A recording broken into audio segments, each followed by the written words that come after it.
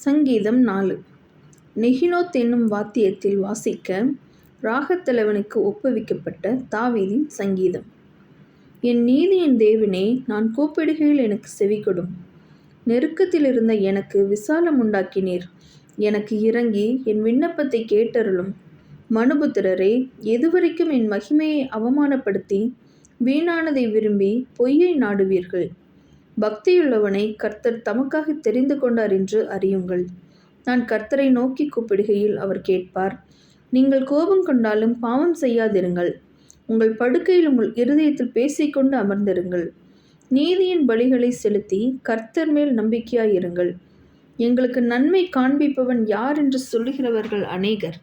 கர்த்தாவே, உம்முடைய முகத்தின் ஒளியை எங்கள் மேல் பிரகாசிக்க பண்ணும். அவர்களுக்கு தானியமும் திராட்சரசமும் பெருகியிருக்கிற காலத்தின் சந்தோஷத்தை பார்க்கிலும் அதிக சந்தோஷத்தை என் இருதயத்தில் தந்தீர். சமாதானத்தோடு படுத்துக்கொண்டு நித்திரை செய்வேன். கர்த்தாவே, நீர் ஒருவரே என்னை சுகமாய் தங்க பண்ணுகிறீர்.